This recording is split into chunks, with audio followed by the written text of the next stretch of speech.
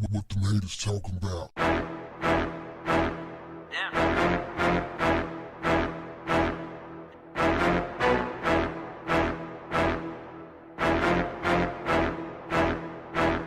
What's up, family? On the road again. I'm in Sacramento, California for the George Floyd Peace Walk to the Capitol. Out here with my boy Dion Taylor. We are going to be meeting up at the Golden One Center at 10 a.m. today. 10 a.m. today is going down. Don't meet me there, beat me there. Make sure you wear black and wear your mask. We're going to get a little justice. Now, let's get into this topic.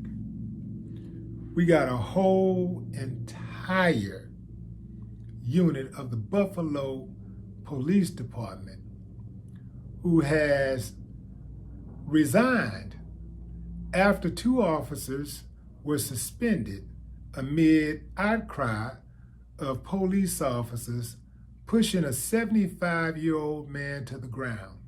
All 57 members of the department's emergency response team resigned from the unit, which responds to riots and other crowd-controlled situations, according to media outlets.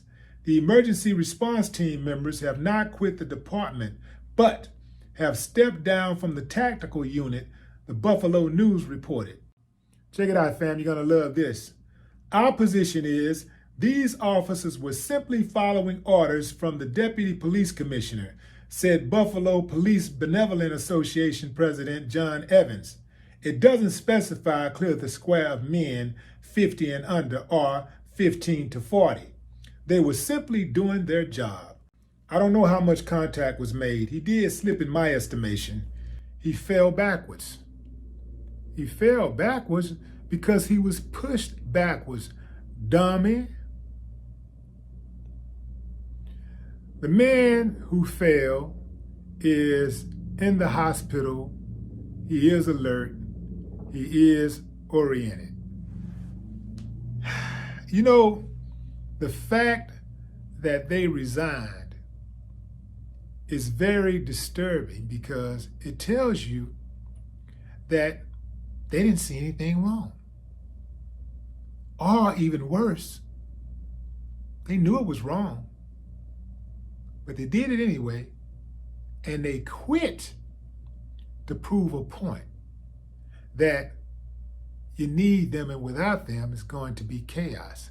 See, that's where these municipalities messed up. They allowed these police officers, these unions, to become too strong. This fool watched the same video we watched. I'm talking about the president of the union. He watched the same video that we watched. Yet he concluded that in his estimation, the guy just slipped. Yeah, slipped on his knuckles. Well, it wasn't his knuckle. He pushed him, just straight pushed him. But still, it's going to be hard, family. It's an uphill battle. They, see what they do, they scare everybody with the boogeyman tactics. See, they fall back. Somebody kills somebody, commit a crime. They just sit back a little bit because they don't mind people dying and getting killed and stuff. They don't care about all that stuff because it's all with them. It's all about power and control. So they don't care. So they'll sit back and just watch stuff happen and wait until the public say, "Daddy, Uncle, mercy, mercy." They'll just wait for that to happen. And sure enough, you'll have the public come crying, "Oh, we need you, please." Then they come back and then they enact a new law and then they stretch their authority, beat some people up, kill some people, and then, you know, the public have a false sense of security that because the police killed somebody, that they took a bad person off the street. Because the police locked somebody up, they took a bad person off the street. They don't care what the reason was. Well, if police locked him up, he must have did something, especially if the person already has a record. So the public really is complicit in the police behaving the way that they do.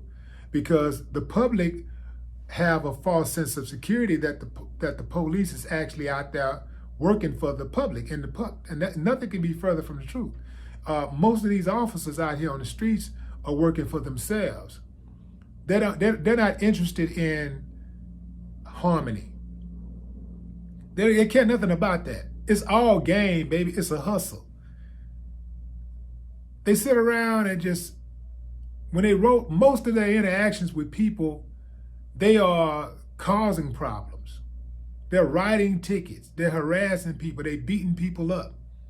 They're shooting people. It's just a bad experience.